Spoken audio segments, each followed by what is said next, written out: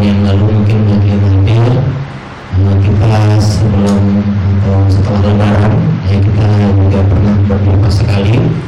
Ini di pertemuan kita di tahun yang kedua dan semoga Allah memberkahi perjumpaan kita pada sore hari ini. Mengisi kekosongan yang biasa diisi oleh Ustaz Lukman dan Ustaz Dian Hafizahullah Ta'ala. Pada sore hari ini kita akan bahas masih berkaitan dengan yang tahun lalu. Kalau tahun lalu itu bahas judulnya seindah bidadari surga. Bagaimana cara ibu-ibu lebih indah daripada bidadari surga. Adapun pada hari ini masih bicara tentang surga, yaitu masuk surga sekeluarga. Jadi judul kita pada sore hari ini apa ibu? Masuk surga sekeluarga. Dakwah Nabi Shallallahu Alaihi Wasallam yang paling pertama kali itu ada 3 poin. Yang pertama adalah dakwah tauhid, menyembah Allah saja, meninggalkan sesembahan selain Allah, meninggalkan berhala, lata, uzza, manhubah. Ini yang pertama, tauhid. Yang kedua, poin dakwah Nabi adalah risalah kenabian. Bahwasanya beliau Shallallahu Alaihi Wasallam adalah benar-benar utusan Allah, Nabi, Rasul yang Allah utus untuk mendakwahi manusia. Ini poin yang kedua. Dan poin yang ketiga adalah kebangkitan. Beriman dengan adanya kebangkitan setelah kematian. Karena orang-orang Quraisy ketika itu tidak percaya kalau orang itu kalau sudah meninggal dibangkitkan, tidak percaya. Jadi mereka menganggap surga dan neraka itu dongeng. Nah, ini diantara poin dakwah Nabi adalah tentang hari kiamat. Karena itulah diantara rukun iman kita yang kelima adalah beriman kepada hari kiamat. Bahkan kata Aisyah radhiyallahu anha, ibu kita, yang pertama kali Nabi dakwah itu pertama kali adalah tentang bukan halal haram, bukan ini nggak boleh ini boleh. Ya kata beliau, inna awwala nazala minhu suratun minal mufassal. Di antara yang pertama kali turun adalah surat Al-Mufassal, dari surat Qaf sampai surat An-Nas. Disebutkan fiha dzikrul jannati wan nar. Di dalam surat-surat pendek ada penyebutan tentang surga dan neraka. Jadi hal yang pertama yang harus kita pelajari adalah tentang surga dan tentang neraka. Dan kita semua ibu-ibu pasti pengen masuk surga. Yang gak sholat pengen masuk surga. Yang sholat apalagi? Ya, yang tua, yang muda, yang pejabat, yang rakyat jelata, semua punya kesamaan pengen masuk surga. Kenapa? Karena surga ini memang tempat yang subhanallah luar biasa. Tidak ada kesedihan, tidak ada kegundahan, karena penyebab kita itu gak bahagia di luar, sedih dan galau, gundah. Sedih akan masa lalu, galau tentang masa depan. Kalau bulan ini udah nggak ada, bahagia. Tempatnya di mana? Di surga. Ya, jadi ibu-ibu tidak ada yang keriput di dalam surga. Semuanya cantik, usia 30 sampai 40 tahun. Jadi usianya yang 20 tahun, ya mungkin kalau belum cantik mungkin 30-an tahun cantiknya. Karena bidadari itu usianya 33 tahun. Kemudian ibu nggak pernah sedih, nggak pernah sakit, nggak pernah keriput, nggak pernah suaminya sempurna. Suami ibu gak ngorok kalau tidur, kalau di surga. Suami ibu gak meletakkan handuk basah sembarangan. Suami ibu gak lagi mengambil baju berantakan di lemari. Suami ibu tidak ada lagi yang KDRT, yang marah-marah, yang gak romantis, yang gak peka, sempurna. Bahkan saking sempurnanya tidak ada yang namanya kematian, tidak ada yang namanya tidur, tidak ada buang hajat. Yang ada hanyalah keringat, buang air kecil nggak ada, buang air besar nggak ada, dan tidak ada hal-hal yang menyakitkan hati, omongan tetangga nggak ada. Ya, tidak ada sindiran-sindiran di media sosial. Jadi kalau kita mikir surga adalah tempat yang begitu luar biasa, maka hendaklah kita semangat untuk masuk surga. Allah mengatakan dalam surat dalam Al-Quran ketika bicara tentang surga, ketika Allah mengatakan udkhulul jannah la khaufun 'alaikum wa la antum tahzanun. Masuklah kalian ke dalam surga, tempat yang tidak ada kekhawatiran, Kalau kita kan takut, Bu, takut anak kenapa, takut suami kawin lagi, takut miskin, takut banyak kita yang takut di dunia. Tapi di surga tidak ada lagi ketakutan itu. Kita tidak pernah merasa takut dan tidak pernah kalian bersedih hati. Kita sedih. Ya kenapa sedih? Karena ada yang bilang kita gendutan sedikit, sedih. Ada yang bilang kapan punya cucu, kita sedih. Ada yang bilang kapan begini, kapan begitu, kita sedih. Di dalam surga tidak ada kesedihan. Bahkan Allah mengatakan ya tentang masalah surga, walakum fiha ma tashtahi anfusukum walakum fiha ma tad'un. Kalian akan mendapatkan apa yang manusia itu pengen. Jadi semua yang ibu pengen ada di surga. Dan apa yang kalian tad'un, kalian minta ada di surga. Jadi surga ini kalau bicara tentang surga adalah tempat yang luar biasa. Karena itulah dunia itu berhubung. Jadi jangan merasa di dunia ini semua harus kita dapetin. Kita nggak boleh sedih, kita nggak boleh dicela orang, nggak boleh disakiti orang. Dunia ini adalah sijnul mukmin, penjara. Namanya penjara apa? Susah makan, susah istirahat, nggak bebas kemana-mana. Inilah potret dunia bagi seorang yang beriman.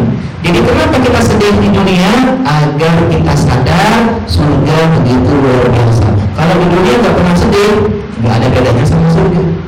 Jadi belajar dengan hal-hal yang menyakitkan dan menyedihkan di dunia agar kita bisa sadar betapa luar biasanya yang namanya surga Allah Subhanahu wa Ta'ala. Bahkan orang yang paling rendah derajatnya di surga, ya Nabi SAW mengisahkan orang yang paling buncit, yang paling terakhir masuk surga, orang yang paling rendah kedudukannya dalam surga. Apa kata Allah Subhanahu wa Ta'ala? Fa inna laka mislad dunya wa asrata amsalihha, mendapatkan 10 kali dunia. Bayangin, orang yang paling rendah, yang paling belakang, yang paling terakhir, yang paling telat, yang paling cupu di dalam surga, itu adalah orang yang memiliki dunia dan 10 kali lipatnya. Karena itu bayangin Bill Gates, termasuk lagi orang kaya, Elon Musk, kemudian Mark Zuckerberg, siapa lagi, Raffi Ahmad misalnya, digabungin harta seorang dunia ini itu 10 kali lipatnya, itu sama seperti orang yang masuk surga terakhiran. Apalagi yang lebih, apalagi yang pertemanan. Karena itulah kalau orang sering belajar tentang surga, ya tentang tidak pernah ada lapar dan haus di surga, selalu muda, bahagia, selalu tampan dan cantik. Bahkan dikisahkan tampannya setampan Nabi Yusuf, tidak ada capek. Kalau kita kan ya tidur seharian capek, kerja capek, dan yang uniknya tidak ada kematian di dalam surga. Kematian jadi kambing disembelih. Tidak ada lagi jomblo di surga. Ustaz, sekarang bernikah-nikah gimana? Tenang, nanti dapat suami dari penghuni surga. Tidak ada yang namanya kesedihan di dalam surga. Nah, tempat yang semulia ini itu tidak mungkin kalau ya kita masuk surganya sendiri. Orang yang paling kita sayang di dunia siapa, Bu? Gak mungkin tetangga, anak, ya yang telah membuat warna kita, hidup kita warna-warni. Dulu hidup kita sepi, cuma ada suami kerja. Setelah anak lahir, tangisannya membuat kita bahagia. Kita rela berkorban, ya bertaruh nyawa untuk melahirkan buah hati kita. Kita sayang sama anak kita, kita sayang sama suami kita, karena cuma dia yang melamar kita, cuma dia yang berani untuk menutup pintu kita, untuk nemuin bapak kita atau wali kita, untuk menghalalkan kita. Dia kerja pagi sampai siang, sampai sore, sampai malam untuk nafkahin kita. Dia bersabar jadi suami kita setelah kekurangan dan keterbatasan kita sebagai seorang istri. Kita sayang sama suami kita. Karena itulah meskipun mereka tidak sempurna, kita berharap kita bisa masuk surga sekeluarga. Nah sekarang ini perjuangan. Jadi ini bukan keluarga cemara, tapi betul harta yang paling indah adalah keluarga. Teman-teman kita akan melupakan kita. Saya pernah menghadiri pemakaman seorang bapak-bapak yang suka main gaplek tiap malam. Ketika meninggal dia di pemakaman, teman-teman yang setiap malam main gaplek sama dia ketawa-ketawa. Ya Allah, ini teman setiap malam makan bareng-bareng apa? Ya bos, ya mungkin cuma ngasih uang duka kepada keluarganya, kemudian selesai. Kemudian siapa lagi? Tetangga, ya mungkin nggak berbelasungkawa. Dia malah apa? Dia malah biasa-biasa saja. Yang paling kehilangan kita adalah keluarga kita. Istri kita akan menangis dan move on. Anak kita akan kehilangan. Orang tua kita akan bersedih. Saudara-saudara kita akan mengingat kebaikan kita. Mereka lah yang mendoakan kita. Maka mereka lah orang yang harus kita berikan kebahagiaan. Kita nggak bisa bahagia semua manusia, Bu. Tetangga dari A sampai Z nggak bisa kita bikin bahagia. Ya, ada kita pakai jilbab warna hijau. Kok warna hijau sih? Saya suka warna biru. Nggak suka. Tetangga warna biru. Kita pakai warna biru, yang ini nggak suka. Dia sukanya warna pink. Kita pakai yang warna pink, yang ini nggak suka. Kita nggak bisa membahagiakan semua orang. Tapi kita bisa memilih siapa saja yang kita bahagiakan. Dan mereka adalah siapa? Keluarga kita. Karena itulah orang yang paling Nabi Sallallahu Alaihi Wasallam inginkan masuk surga, meskipun beliau menginginkan semua orang-orang yang bukan masuk surga, tapi yang pertama kali beliau siapa? Keluarga. Dan inilah mutu seorang muslim. Ya Ustaz, tapi suami saya begini, anak saya begini. Ya, tetap kita usahakan kebaikan mereka lebih banyak dibandingkan yang lain. Karena itulah yang paling penting ya adalah bagaimana kita bisa berusaha masuk surga sekeluarga. Kita bicara tentang bagaimana cara masuk surga sekeluarga. Pertama kita lihat dulu potret Nabi Sallallahu Alaihi Wasallam sebagai teladan hidup. Jadi ucapan masuk surga sekeluarga ini bukan cuma sebuah tagline ibu-ibu, tapi sebuah perjuangan yang Allah abadikan dalam Al-Quran. Allah Subhanahu Wa Taala, Ya ayyuhalladzina amanu qu anfusakum wa ahlikum nar. Wahai orang-orang yang beriman, tugas kalian adalah menyelamatkan kalian dari api neraka dan keluarga kalian. Jadi keluarga kita, suami kita bertanggung jawab untuk agar kita nggak kesentuh api neraka. Ini tugas terberat suami, ya Ustaz Amnu, saya sebagai seorang laki-laki bukan menjaga istri dari kemiskinan, menjaga anak istri dari kebodohan, menjaga anak istri dari terik matahari atau dari derasnya air hujan. Tidak. Yang pertama kali adalah menjaga gimana istri saya, gimana putra-putri saya ini nggak masuk neraka. Bagaimana biar kami sekeluarga ini masuk surga, Masya Allah. Kalau semua laki-laki punya konsep seperti ini, luar biasa. Karena itulah ulama mengatakan dakwah itu dimulai dari keluarga, bukan dari masyarakat, dari keluarga.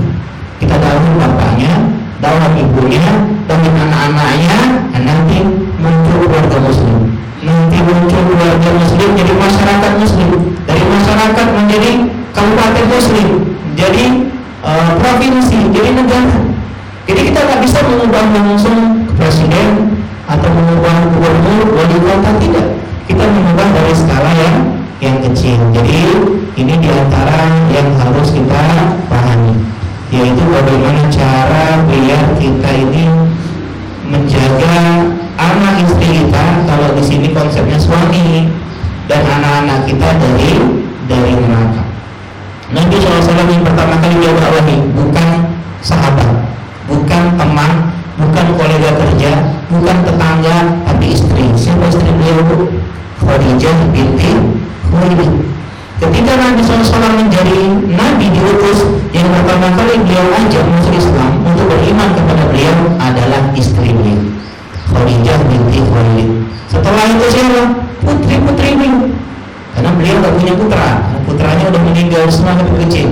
Dari Zainab masuk Islam, Ruqayyah masuk Islam, Ummu Kulsum masuk Islam, kemudian Fatimah masuk Islam. Jadi yang beliau dakwai pertama kali adalah keluarga. Barulah nanti teman Abu Bakar, ya kemudian ada Abu Bakar dakwahin Utsman, dakwahin Abdurrahman bin Auf, Sa'ad bin Abi Waqqas, ya Zubair bin Awam, Thalhah bin Ubaidillah, dan teman-teman yang lain. Jadi intinya yang pertama kali dakwahin siapa? Keluarga. Ketika disuruh dakwah terang-terangan, beliau naik bukit Safa. Beliau langsung teriak, Di antara ucapan beliau, ya Bani Abdi Manaf, al-kizu anfusakum minan nar. Wahai Bani Abdi Manaf, selamatkan diri kalian dari api neraka. Keluarga beliau Bani Abdi Manaf, Bani Hashim disebut, bahkan disebut bibinya, pamannya, wahai Abbas, wahai Sofiyah disebut.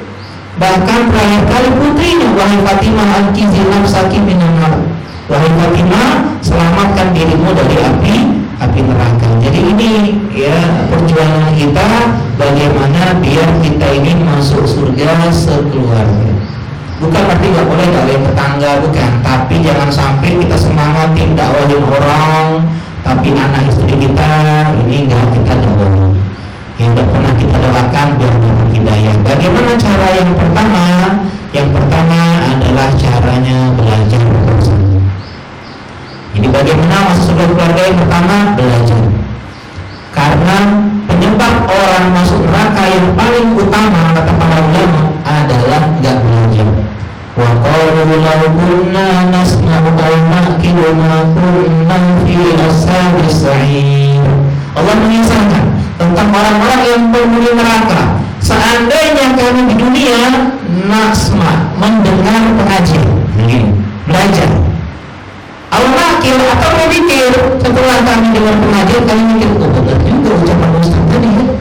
Jadi seandainya kami di dunia kami belajar mendengar pengajian dan kami berpikir kami tidak akan mungkin jadi penghuni neraka.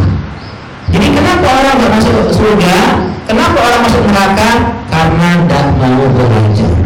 Pengajian di musola al-mu'minun setiap Senin sore, enggak mau lah, udah nanti semuanya haram. Ya nanti semuanya nggak boleh, nanti banyak ribut urusan, padahal agamanya membuat hidup kita menjadi tenang dan baik. Ya, jadi penyesalan orang-orang penghuni neraka mereka nggak belajar. Karena itulah tugas kita diciptakan oleh Allah hikmahnya apa wa ma khalaqtul jinna wal insa illa liya'budun. Kata para ulama, bukan cuma ibadah tugas kita ini diciptakan. Kata para ulama, hikmah kita diciptakan dua. Yang pertama belajar, yang kedua beribadah di atas ilmu yang kita pelajari. Karena tidak mungkin kita bisa beribadah kepada Allah, tidak bisa mungkin mengagungkan Allah kalau tidak punya ilmunya. Jadi belajar itu harga mati bagi orang yang ingin masuk surga. Tidak ada ceritanya orang masuk surga tanpa belajar. Karena untuk masuk surga pun ada cara-caranya, ada kiat-kiatnya, ada jalannya. Untuk tahu jalan dari mana? Bukan dari mimpi, ya bukan dari hayalan, tapi dari belajar. Jadi kalau dulu di sini, ini disebut apa dalam Islam? Taman surga. Kalau orang belajar apa kata Nabi? Man salaka tariqan yaltamisu fihi ilman sallallahu alaihi ila jannah. Siapa yang belajar berjalan dari rumah ibu dari jalan kaki atau ada yang naik motor kumpul di sini musola al-mu'minun tiap Senin sore, maka kata Allah Subhanahu wa taala, Allah akan mudahkan jalan tol, jalan pintas menuju surga Allah Subhanahu wa taala. Jadi kalau misalnya hujan rintik-rintik, wah nggak mundur surga. Ini surga masa saya nggak kajian gara-gara gerimis? Ya pakai tahu. Ya, atau misalnya apa? Misalnya ustadznya saya nggak kenal, nggak asik juga orangnya apa? Orang Sumatera yang bicara Sumatera mungkin nggak lembut dan seterusnya. Nggak salah ikut kajiannya. Ingat surga tadi. Atau misalnya ustadz saya udah pernah paham pengajian itu, saya udah 10 kali tamat kitab itu, kenapa saya belajar itu lagi? Saya udah jago, tetap datang, kenapa surga? Jadi kalau orang punya konsep masuk surga keluarga dengan cara belajar, maka dia akan perhatian dengan ilmu.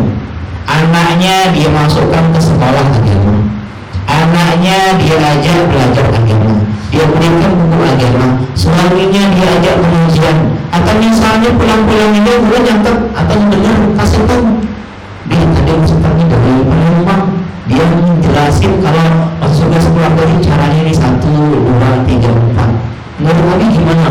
Bagus gak kayak mana itu? Jangan ngajarin ya, kalau suami kan biasanya gak suka diajarin. Ya tapi soal-soal kita nanya, ini nih benar gak sih ini? Ya, gitu. Jadi pura-pura bertanya. Kemudian apa? Kemudian setelah pengajian misalnya di rumah, atau anak-anak misalnya ada pengajian tempat lain, pengajian yang berdasarkan sunnah, ya suami kita arahkan ke sana, atau anak kita, atau kita nemenin mereka. Jadi yang poin pertama harus ada ilmu di rumah kita. Ilmu ini cahaya ibu. Dan ilmu ini gak harus menghafal Al-Quran, harus menghafal hadis. Enggak, duduk santai, senderan, setiap pekan itu sudah sebuah perjuangan. Karena gak mudah.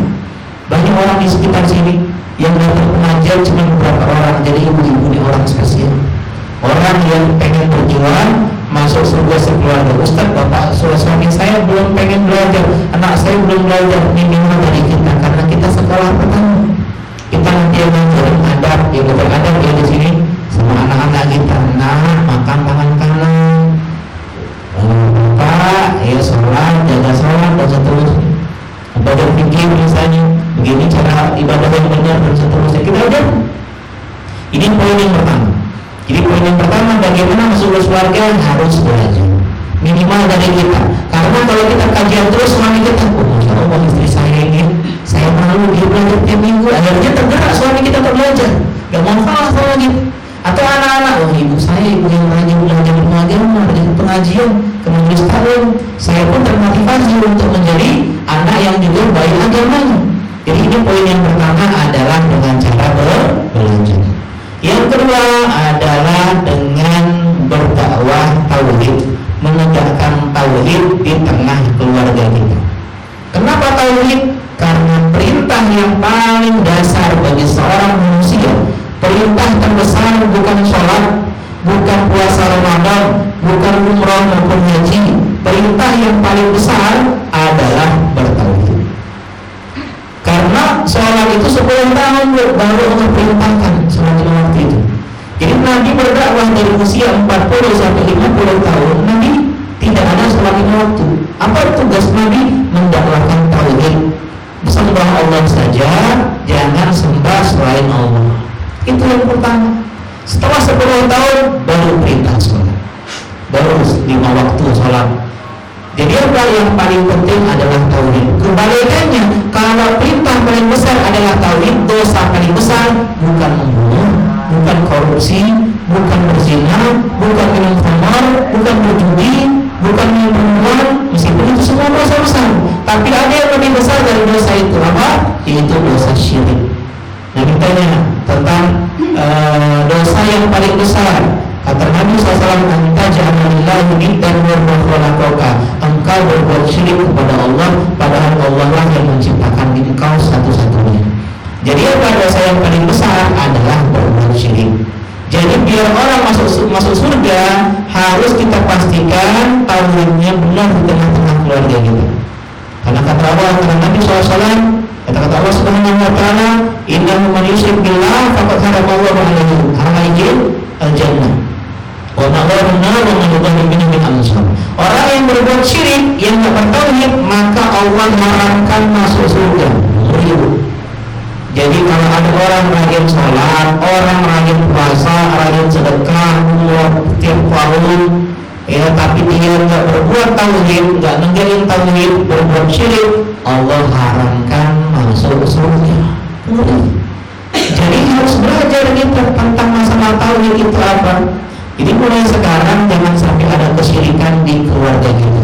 Apa contoh kesyirikan? Di antara contoh kesyirikan adalah menyembelih untuk selain Allah. Bahasa kita ini adalah sesajen.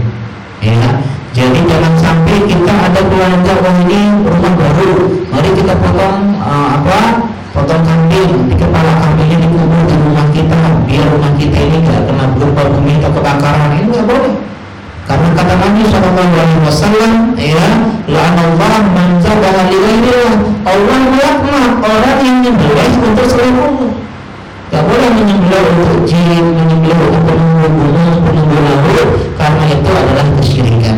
Apa contoh yang lain? Pakai jimat, boten. Kata Nabi SAW, ta'alaqa ta'limatan faqad asyraka. Orang yang pakai jimat, maka dia berbuat kesyirikan. Gak boleh pakai jimat. Bayi ini harus pakai darah hitam biar tidak ada genderuwo atau biar tidak diganggu di kuntilanak. Itu dalam Islam Nabi jelas mengatakan itu adalah perbuatan yang haram. Ya meskipun ini berat karena tengah-tengah masyarakat kita ini adalah budaya, ini adalah sesuatu yang udah dari leluhur kita begitu, tapi ini yang harus kita jelaskan minimal di keluarga kita, nantilah ke tetangga, nanti keluarga besar, minimal suami kita, anak-anak kita. Di antaranya adalah apa? Amalan bintang. Datang ke dukun, datang ke orang yang dibilang orang pintar. Kenapa dibilang orang pintar? Karena yang datang ke sana orang tidak pintar.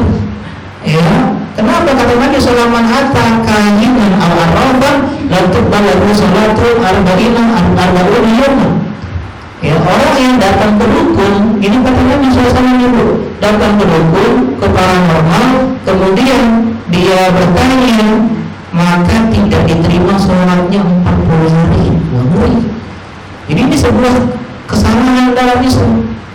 Atau minta-minta kekuburan, ya, kepuyang-puyang dan seterusnya, maka ini adalah sebuah hal yang jangan sampai kita belajar sihir, berbal, apalagi santet, ya, sesat, apalagi pelet, ya, susu, ya, maka jangan sampai kita ada itu ibu-ibu di tengah-tengah kita, karena yang paling Nabi dakwahi pertama kali adalah tauhid.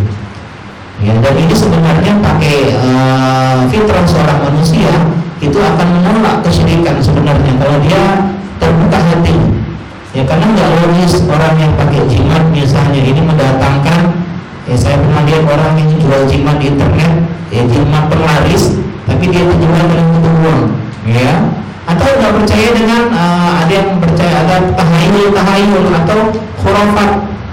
Wah, 13 karena sial, ini kita ada naik busnya angka 13, sial ini, padahal gaji 13 belum hutang, ya. Kalau memang 13 sial, kasih kita gaji 13-nya. Jadi intinya apa? Intinya orang-orang yang bertauhid dan punya akal yang sehat akan menolak kesyirikan. Jadi mari kita mulai dakwahkan, karena yang pertama kali yang didakwahin tadi adalah tentang tauhid. Bahkan ketika bayi, ya, ketika masih bayi saja Nabi Ibrahim mendoakan anaknya. Ini bayi nggak bisa berbuat kesyirikan. Nabi Ibrahim mengatakan, "Qala bi abihi ya abati," atau ini tak orang tua, ke anak dulu. Qala Ibrahim rabbi ij'al hadzal balada aminan waj'alni baniyan minal asnam. Wahai Tuhanku, kata Nabi Ibrahim, jadikan kota yang aman dan jadikan anak keturunanku tidak menyembah berhala. Ini padahal Ismail masih bayi, gak mungkin bisa menyembah berhala. Tapi saking ngerinya syirik tadi, ya, menyebabkan orang masuk neraka, Nabi Ibrahim takut jangan sampai anak cucunya yang dia cintai itu berbuat kesyirikan. Kemudian juga ketika dia sama ayahnya juga begitu, Nabi Ibrahim bilang sama ayahnya Azar pembuat berhala. Ya abati liman ta'buduna la yasma'u wa la yubsiru wa la yughni 'anka syai'an.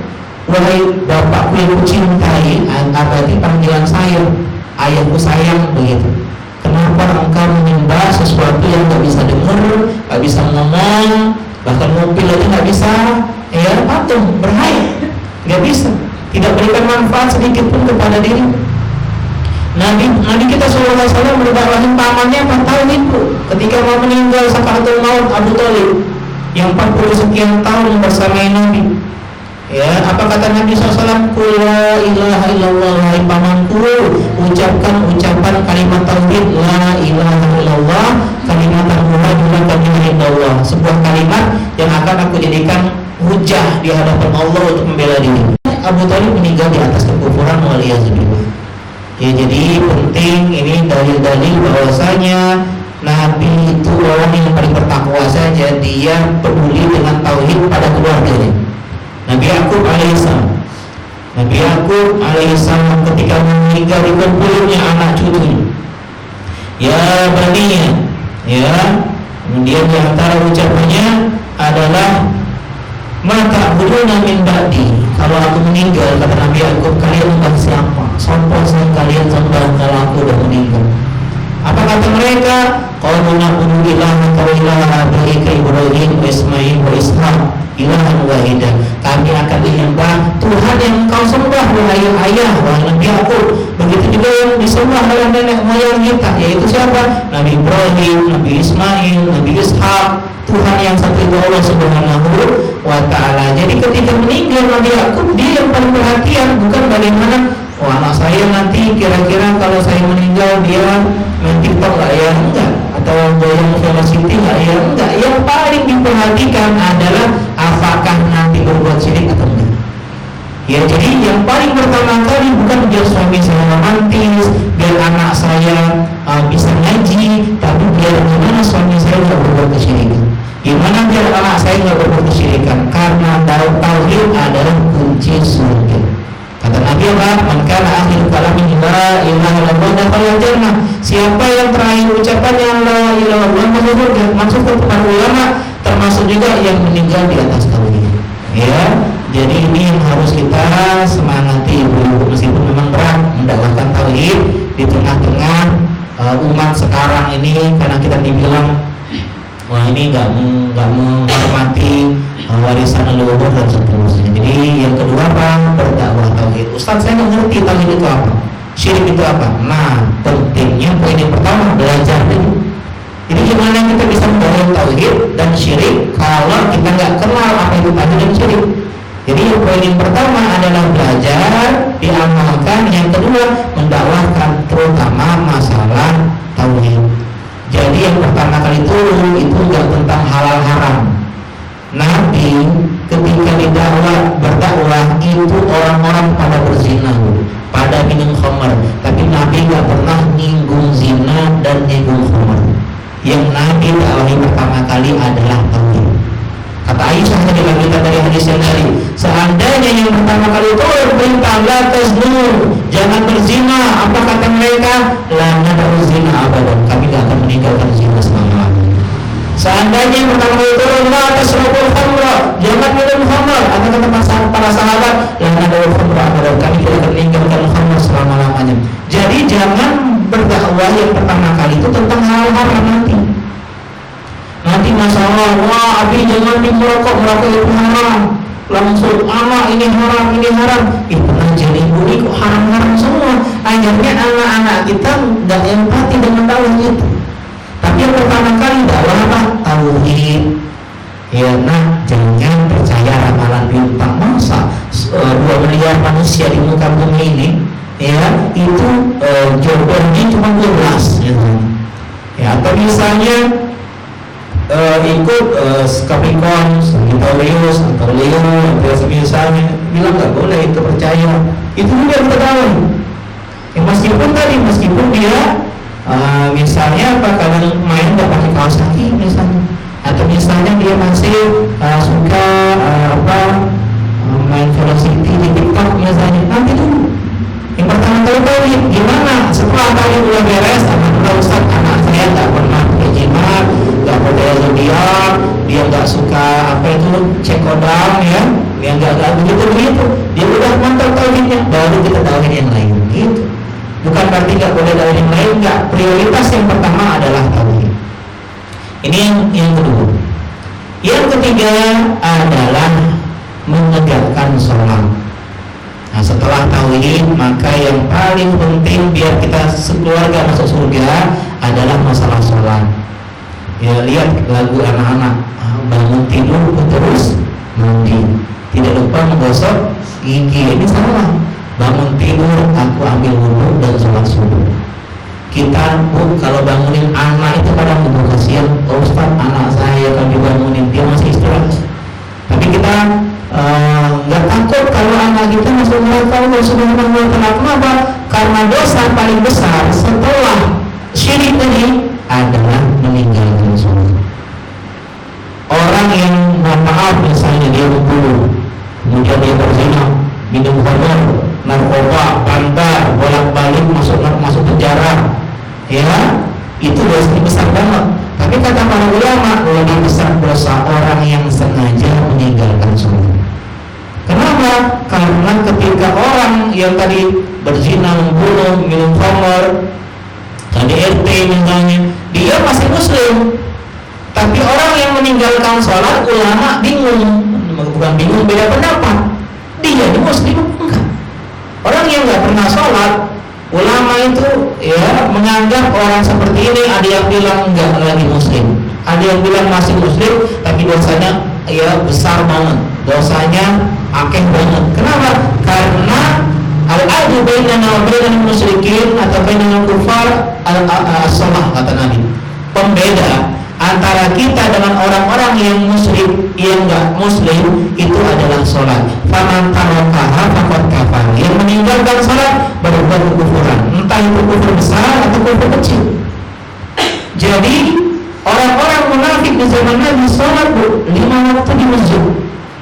Orang munafik yang kata Allah fil asfali minan nar, di kerak bawah api neraka, paling bawahnya orang munafik, tapi dia tetap jaga sholat di zaman Nabi. Bahkan di masjid sholatnya subuh, zuhur, asar, dan isya. Tapi yang paling berat subuh sama isya.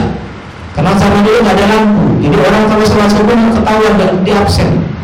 Jadi nggak ketahuan juga dalam nggak sholat. Tapi tetap sebagian mereka sholat ke masjid. Isya juga udah gelap, nggak ketahuan orang kalau sholat. Karena orang munafik itu pengen sholat biar dilihat, biar di absen. Oh dia ini muslim, dia agak muslim begitu. Bayangin kalau orang yang seperti ini saja masuk neraka paling bawah, kok bisa ada orang muslim yang nggak sholat? Berapa menit sholat? Cuma 2 menit paling. Dikumpul-kumpulkan kalian ke masjid nggak nyampe 1 jam dari 24 jam. Kita masih 23 jam. Ya, waktu untuk bisa nongkrong, ya bisa nonton drakor misalnya ibu, ya bagi yang masih nonton sebelum nggak lagi. Kemudian masih nongkrong sama ngerumpi sama tetangga, masih banyak waktu, masih bisa main sama anak istri, anak suami, ya kemudian anak mertua, ya kemudian main sama cucu, ya bisa lagi belanja di mall, masih bisa 23 jam, bisa tidur, bisa makan, bisa minum, cuma 1 jam dari 24 jam. Itu kenapa ibu-ibu lebih enak lagi, gak wajib di masjid, bisa di rumah. Sholat zuhur jam 2 boleh, asar jam 4 boleh. Tepat waktu itu bagusnya. Tapi kalau di waktunya masih diperbolehkan. Bahkan kalau sholat isya, ulama mengatakan afdalnya diakhirkan jam 9, jam 10 sebelum tidur isya, asal jangan 12. Ya, asal jangan sampai keluar waktunya. Yang penting jaga sholat. Karena inna awwala ma yuhasabu bil 'abdu yaumil qiyamah shalah. Yang paling pertama ditanya bukan puasa, bukan sedekahnya piro, bukan rajin kajiannya dengan diri, yang bukan seterusnya. Yang ditanya gimana sholatnya, gimana sholat subuh, zuhur, asar, maghrib, isya ini. Ya, dan tolong anak kita harus kita jaga sholat. Ustaz, anak saya itu nggak bisa sholat, suami suruh sholat. Bahkan harus tegas dalam masalah sholat. Tolong banget, jangan cari mantu yang nggak sholat, tolong langsung blacklist. Jangan jangan dia jadi mantu ibu dia nggak sholat. Sholat ini adalah kunci masuk surga setelah tauhid. Meninggalkan sholat, ini adalah sebuah dosa yang sangat amat besar sekali. Jadi mulai sekarang anak kita, kalau bangun suruh sholat subuh, Ustaz dia bangunnya jam 7 nggak apa-apa sholat subuh. Jam 7 langsung wudhu, langsung sholat 2 rakaat. Nanti kita bangunin tepat waktu, terus berusaha. Kamu nggak boleh sekolah kalau nggak sholat subuh begitu. Nggak boleh tidur, nggak boleh main HP, nggak boleh kasih uang jajan. Kita harus tegas karena sholat itu penting. Bagi ibu-ibu yang anaknya masih kecil lebih bagus lagi, lebih mudah mendalaminya. Bagi anak saya sudah kuliah, udah susah sholat, jangan menang berat tantangannya, tapi tetap kita berusaha. Kita bilang, ibu disayang sama kamu, ibu tuh pengen kita bersurga sekeluarga, ya tolonglah jangan sholat demi ibu minimal. Gak apa-apa dia terpaksa. Atau misalnya kita kalau suami, terutama suami harus tegas. Kamu nggak boleh motor, sini kunci motor. Kamu harus sholat 5 waktu. Ustaz di rumah jangan di rumah dulu. Di masjid Syafi'iyah bilang nggak wajib di masjid. Untuk pertama kali dulu, yang penting sholat dulu. Ustaz sholatnya pakai kulhu nggak masalah, yang penting sholat. Ustaz nggak tahu cara sholat, belajar sholat banyak sekarang di YouTube. Harus kita tegakkan masalah sholat ini. Ustaz suami saya doain sama Allah dengan terus. Kenapa? Karena kalau suami nggak sholat bahaya bu. Kita dengar pendapat yang mengatakan bisa keluar dari Islam nggak sholat, bahaya. Bisa merasa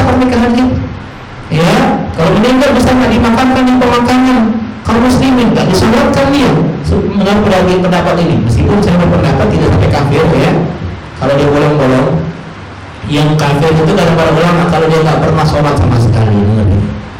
Ya, tapi semoga suami ibu ada berpikir harus jaga sholat meskipun di rumah bukan sholat dulu. Nanti lama-lama ke masjid sekali, maghrib ke masjid.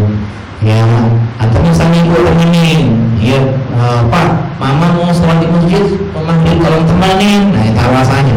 Nanti tambah isya, nanti tambah subuh. Ya meskipun ibu bagus di rumah, tapi kalau temenin suami agar suami sholat di masjid nggak masalah. Bismillah dulu. Kita jadi berdoa ibu, Allah bisa membolak-balikan hati seorang manusia. Ya mungkin kalau suami ibu bangun dengar ibu lagi doa sholat malam, doain suami ibu biar masuk surga sekeluarga, biar jaga sholat, tersentuh hati suami. Allah sayang banget istriku kepada diri ibu, akhirnya dia jadi orang yang menjaga sholat. Jadi tolong masalah sholat ini adalah masalah yang penting. Kita kan kadang mikir, oh dia baik banget, kenapa baik banget? Dia sopan, akhlak mulia, gak main perempuan, dia juga gak merokok, dia juga gak minum khamr, tapi gak sholat. Kita anggap itu orang soleh, padahal dalam Islam itu orang yang paling bejat. Ya, Ustaz lebih baik orangnya berakhlak mulia tapi gak sholat, tak sholat daripada orang yang sholat tapi akhlaknya bejat. Ya kita katakan orang yang berakhlak mulia dalam sholat lebih baik. Jangan membanding-bandingkan sesuatu yang sebenarnya bisa digabung. Ya bahkan saya katakan seandainya orang dia itu akhlaknya mulia tapi dia nggak sholat dibandingkan dengan orang yang sholat tapi dia nggak akhlak mulia, lebih bagus orang yang kedua. Karena akhlak mulia dia sama Allah dulu, baru nanti sama manusia. Kalau orang berakhlak mulia sama suami, sama istri, sama anak, sama tetangga, tapi sama Allah nggak berakhlak mulia, ini orang yang bejat, orang yang jahat. Karena yang kasih dia kehidupan siapa? Allah. Yang ciptain dia Allah, yang kasih dia anak istri Allah, yang kasih dia harta Allah. Tapi kalau dia nggak mau sholat sama Allah. Ya, jadi yang paling penting adalah sholat dulu. Jadi kalau ada calon menantu ibu, satunya sholat, cuman akhlaknya ada celengean, satunya nggak pernah sholat, tapi akhlaknya mulia, uangnya gede, mapan. Ya seperti artis Korea, Ibu Ramadan misalnya wajahnya, pilih yang pertama. Ya, meskipun apa? Meskipun mungkin gajinya di UMR atau wajahnya ya nggak ganteng-ganteng amat, tapi kalau dijaga sholat, Bismillah, Insya Allah ini ada tanda baik agamanya dan akan mudah diluruskan ke depannya. Karena banyak sekali saya dapati waktu dulu ketika menerima konsultasi secara umum, orang yang jadi rusak rumah tangganya kenapa? Saya tanya sholatnya. Ya. Suami gimana? Ustaz suami saya kedua, suami saya selingkuh, suaminya tanya bos, suami juga sholat? Enggak, Ustaz bolong-bolong ini. Atau ditanya lagi pengajian rutin enggak? Jadi majelis ilmu dan sholat ini adalah salah satu cara kita memperbaiki rumah tangga. Ustaz tapi ada Ustaz orang yang rajin sholat tapi rumah tangganya begini, apalagi yang nggak sholat begitu. Jangan sampai dibilang ada itu orang yang rajin sholat, berilmu, rajin pengajian, tapi sama istri dia begini. Ya memang ada, tapi yang tidak sholat, yang tidak pengajian sama istri begitu lebih banyak. Kadang kita menganggap enggak mau lah saya punya menantu orang yang udah ngaji. Kenapa? Itu tetangga saya menantu dia udah mengaji, ternyata dia begini begitu. Yang mengaji saja begini begitu, apalagi yang nggak mengaji. Yang sholat aja begini begitu, apalagi yang nggak sholat begitu, man saja benar harusnya. Jadi poin yang ketiga adalah tentang sholat. Dan poin yang terakhir yang keempat adalah Ustaz susah Ustaz dawahin kesyirik tauhid dan sholat sama anak istri. Poin yang terakhir keempat, jadilah orang tua yang baik. Jadilah anak yang baik, jadilah istri yang baik. Kenapa? Karena kalau kita jadi istri yang baik, suami yang baik, orang tua yang baik, anak yang baik, kita punya syafaat untuk menarik keluarga kita masuk surga. Ya, jadi di antara indahnya Islam adalah Allah mengatakan walladzina amanu wattaba'athum dzurriyyatuhum biiman alhaqna bihim dzurriyyatahum. Orang-orang yang beriman dan anak-anak mereka yang beriman mengikuti mereka, kami kumpulkan mereka di dalam surga. Jadi kalau misalnya ibu masuk surga, suami masuk neraka, tapi selama mereka punya iman dan punya tauhid, ibu bisa menggandeng tangan suami biar masuk ke dalam surga. Masya Allah. Kita misalnya istri yang masih punya banyak kekurangan, suami kita suami yang soleh, suami kita bisa narik tangan kita masuk ke dalam surga. Bahkan levelnya yang lebih tinggi bisa, misal ibu surga lantai 1, suami surga lantai 7, ya, maka ibu bisa naik ke lantai 7. Ibu sama suami lantai 2, anak lantai 10, kita bisa naik ke lantai 10. Ini kenapa? Karena keluarga bisa memberikan syafaat. Allah mengatakan, Rabbana وَدَخِلْهُمْ جَنَّاتِ عَدْنٍ الَّتِي وَعَدتَّهُمْ وَمَنْ صَلَحَ مِنْ آبَائِهِمْ وَأَزْوَاجِهِمْ وَذُرِّيَّتِهِمْ. Ini luar biasa ya. Wahai Tuhan kami, masukkanlah mereka ke surga yang Engkau janjikan bersama orang tua mereka, istri mereka, dan anak mereka. Jadi di antara bentuk sayangnya Allah sama kita, tapi kan Islam bertauhid, sama beriman. Ya, karena kalau suami kita nggak bertauhid, ya anak kita nggak bertauhid, nggak bisa kok kita tarik ke dalam surga. Karena tauhid harusnya mati tadi. Jadi syaratnya punya tauhid, meskipun dia tauhid tapi masih kasar sama kita, dia tauhid tapi masih durhaka sama kita. Selama ada tauhid, kita bisa kasih syafaat. Makanya Asia bisa ke surga meskipun suaminya Fir'aun, suaminya orang kafir sedunia, bukan sedunia, se-alam semesta, mengaku Tuhan. Tapi Asia istrinya bisa masuk surga. Kenapa? Karena punya tauhid, sedangkan suaminya tidak punya tauhid. Jadi intinya adalah kita setelah bertauhid bisa kasih syafaat. Jadi ada orang dalam surga, kaget ibu-ibu ini, bapak-bapak ini kaget. Kenapa dia amalan di dunianya biasa saja? Dia sholat cuma yang wajib, puasa cuma Ramadan, ya mungkin pengajiannya pengajiannya cuma setahun 2 kali, Idul Fitri tidak ada.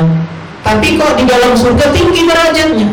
Apa kata Allah Subhanahu wa taala? Istighfari wala bikirak. Ya, wahai ibu, ini karena istighfar anakmu yang soleh. Jadi anak yang soleh bisa menyebabkan kita naik derajatnya di surga. Ya, orang tua yang soleh bisa menyebabkan anak naik derajatnya di surga. Suami yang soleh bisa membuat istrinya naik derajatnya di surga. Dan suami yang soleh, istri yang soleh dan sebaliknya. Jadi intinya kalau memang sudah kita dakwahin terus, Ustaz, suami saya masih begitu, anak saya masih begitu, selama punya iman dan tauhid, insya Allah kita bisa kasih syafaat. Ya, karena alangkah sedihnya orang kalau di surga tidak bersama dengan keluarga. Makanya Nabi Nuh itu ketika itu sedih melihat anaknya Kan'an tenggelam, ya, tenggelam dengan air bah. Dia minta sama Allah, ya Allah, itu anakku, ya Allah, tolong ya Allah, perlimpahkan aku di akhirat sama dia. Apa kata Allah? Mohon maaf, ya, Nabi Nuh, dia itu bukan anakmu dalam tanda kutip, bukan anakmu yang seagama. Dia nggak masuk agama tauhid, dia berbuat kekafiran, maka nggak bisa engkau bersamanya di hari kiamat nanti. Kenapa? Karena kan anaknya Nabi Nuh orang kafir. Begitu juga Nabi nggak bisa ketemu dengan pamannya Abu Thalib. Padahal pamannya sayang sama beliau. Tapi karena tidak bertauhid, tidak masuk Islam, nggak bisa bergabung. Jadi ketika kita punya Islam, ibu-ibu tolong jaga, karena ini adalah syarat masuk surga. Ya, jadi wala tamutunna illa wa antum muslimun. Ibu meninggal harus di atas Islam. Karena banyak orang yang tergoda dengan misionaris, dapat bencana datang dengan sekardus Indomie atau sekarung beras, langsung dia bergadaikan agama. Enggak, lebih baik kita melarat, miskin, gak punya rumah, miskin, gak punya harta, tapi masuk Islam, tapi Islam, dibandingkan kita kaya raya tapi kafir. Kenapa? Karena kalau kita miskin di dunia, Islam masuk surga, kaya di surga Allah Subhanahu wa taala. Tapi kalau kita kaya di dunia tapi orang kafir, ya kita masuk neraka Allah Subhanahu. Ya, makanya ada orang kaya dalam neraka, nggak punya apa-apa di neraka. Jadi bersabar di dunia dengan keterbatasan kita, setelah masuk Islam, ya itu adalah kunci surga dan tauhid. Karena ulama mengatakan tidak ada hal yang lebih membahagiakan seorang muslim dibandingkan melihat anak istri, anak suami, ya, anak suami dan orang tua saudaranya berada dalam ketaatan kepada Allah Subhanahu wa taala. Jadi kalau ibu punya suami yang bertauhid, suami yang jaga sholat meskipun dia nggak soslik, meskipun dia nggak romantis, nggak peka, ya meskipun dia bau badan, ngorok tidurnya, itu adalah sebuah harta karun yang paling indah. Bahasa sekarang privilege. Bersyukur kalau anak ibu, anak yang jaga sholat, anak yang berbakti, meskipun matematika nilai 0, meskipun dia nggak ranking di kelasnya, itu adalah sebuah ya kemewahan yang tidak banyak orang dapati. Jadi mulai sekarang kita harus bikin konsep dan sistem gimana biar saya, suami saya, anak saya yang pertama sampai ketujuh, ya orang tua saya, saudara-saudara saya masuk surga sekeluarga. Mulai dari suami, mulai dari anak-anak, dengan doa, belajar, kemudian berdakwah tauhid, jaga sholat, dan masing-masing menjadi pribadi yang soleh. Ya, karena kalau membuat orang baik itu emang itu bukan tugas kita, tapi kita bisa membuat diri kita menjadi lebih baik. Karena kita mengubah nggak bisa, Bu.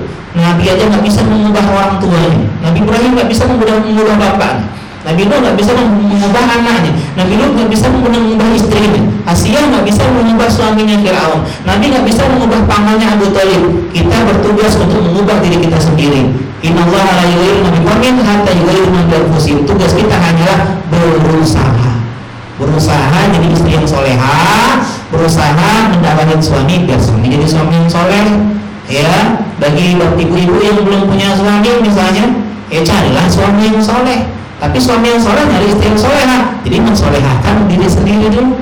Ya, carilah mantu yang soleh. Cuma mantu yang soleh pengen istri yang soleha. Jadi anak istri kita menjadi orang yang soleh dan soleha. Dan saya berdoa semoga bapak ibu atau ibu-ibu semua punya suami yang soleh, anak yang soleh dan soleha, orang tua yang soleh dan soleha, saudara soleha, semuanya masuk surga sekeluarga. Amin ya rabbal alamin. Ya, bukan menggurui, sama-sama belajar, Bu. Kita pun sebagai suami punya keterbatasan karena nggak ada yang sempurna. Sekali lagi, ya istri kita bukan bidadari, kita bukan malaikat, ya kita bukan bidadari, suami kita bukan malaikat, kita punya keterbatasan. Tapi setidaknya kita pengen berubah jadi lebih baik. Di bulan sini kita pengen jadi istri yang lebih baik, jadi ibu yang lebih baik, jadi nenek yang lebih baik, jadi bibi yang lebih baik, jadi anak yang lebih baik, yang punya orang tua ya, jadi saudari yang lebih baik, mbak yang lebih baik, ada yang lebih baik, ya sehingga itulah yang menjadikan kita nanti bisa masuk surga sekeluarga. Semoga mudahkan kita mengamali 4 hal ini. Yang pertama adalah belajar, yang kedua menegakkan tauhid di tengah keluarga, yang ketiga adalah menjaga sholat, ya, dan yang terakhir adalah menjadi pribadi yang soleh. Kalau kita boleh tambah 5 adalah saling menasehati dan beramal ma'ruf nahi munkar. Ini suami kalau ada salah tegur dan lemah lembut, ya udah lebih liatin TikTok terus, itu kan ada orang-orang punya aurat, yang tertampak auratnya, sindir, udah lebih ngomong terus, nimbang terus, ya nanti sakit paru-paru. Kita nasihat, jangan jadi istri yang diam melihat kesalahan di tengah-tengah keluarga. Meskipun tadi ya kita nggak bisa mengubah, tapi setidaknya kita nggak diam. Ya anak kita misalnya ya pacaran, kita nasihati, udah lama jangan pacaran, nggak bagus, ya. Atau misalnya anak kita males-malesan ibadah, kita nasihati, ayo nak semangat belajar ibadah. Jadi harus menegakkan amar ma'ruf nahi munkar. Jangan jadi suami yang dayus. Nanti dayus ini mendiamkan kemungkaran di dalam keluarganya. Meskipun tidak ada konsep istri yang dayus, istri, tetapi istri pun bisa dalam tanda kutip dayus dengan membiarkan kemaksiatan berada di suami dan di anak-anaknya. Jadi jangan sampai diam, ya, karena kita perempuan kan biasanya perempuan itu bercerita, kalau laki-laki kan tak bercerita. Kalau perempuan bercerita, ngomel, nggak apa-apa. Itu adalah sebuah kelebihan wanita. Minimal ngomelnya hal-hal yang baik, ya, ngomel untuk kebaikan, itu penting. Ya, ngomel untuk agar masuk surga sekeluarga. Demikian. Silakan kalau pertanyaan dari musuhnya. Semoga bisa dipahami. Ya, kurang lebih sama. Silakan Bu, kalau mau pertanyaan bebas di luar materi pun nggak masalah.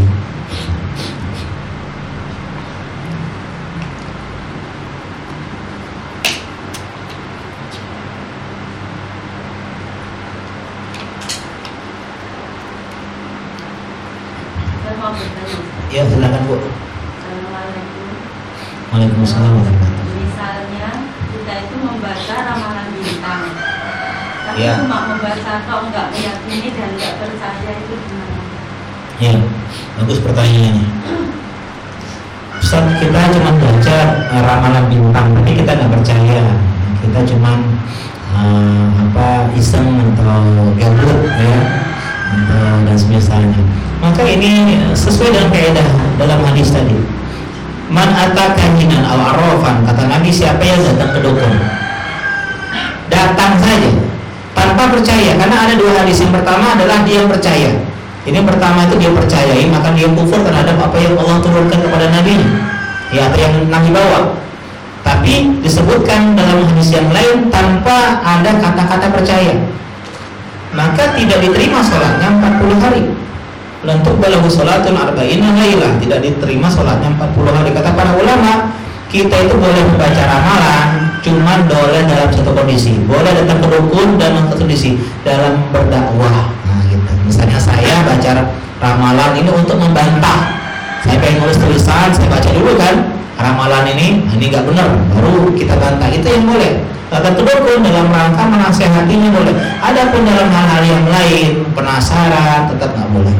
Ya, tapi kalau nggak sengaja misalnya melihat tiba-tiba ada ramalan, langsung kita scroll lagi, itu nggak masalah. Ya, hanya terlihat. Tapi kalau kita penasaran, lebih baik tidak sampai derajat kufur ya. Kalau cuma penasaran ya, misalnya ada cek kodam, gimana cek kodam ya? Kodam misalnya dapat kodam beruang, dari kodam ikan paus.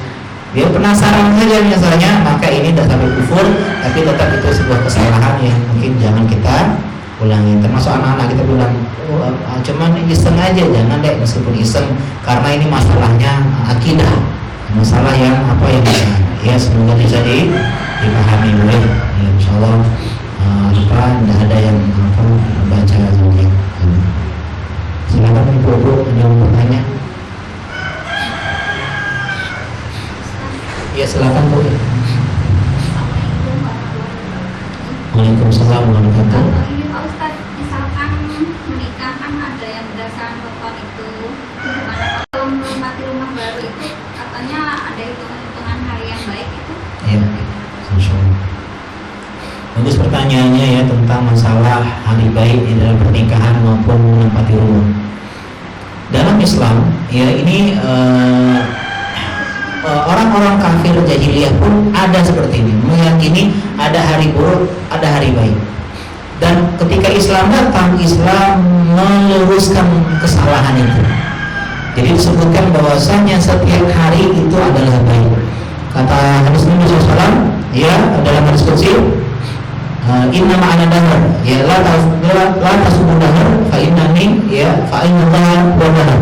Jangan mengatakan waktu itu buruk, karena Allah lah yang menciptakan hari dan waktu. Jadi dalam Islam tidak ada hari buruk. Yang buruk itu adalah dosa kita. Jadi semua hari dan semua tanggal dalam Islam baik. Ya, jadi banyak orang-orang jahiliyah dulu ibu, dia punya keyakinan nggak boleh nikah bulan Syawal, nanti sial, nanti bulan ini terjadi kemungkaran. Nabi menikah di bulan Syawal sebagai bantahan. Ada yang bilang syura, kalau dalam Islam kan Muharram, nggak boleh safar di bulan Muharram, nggak boleh nikah. Nabi menikahkan putrinya Fatimah dengan Ali ya, dengan sepupunya di bulan Muharram. Ya, bahkan disebutkan sebagian sahabat menikah di bulan Muharram sebagai bantahan bahwasanya tidak benar pernikahan di bulan Muharram itu bawa sial. Ya, meskipun memang tradisi, tapi memang harus kita ada yang tradisi itu dalam Islam boleh Bu.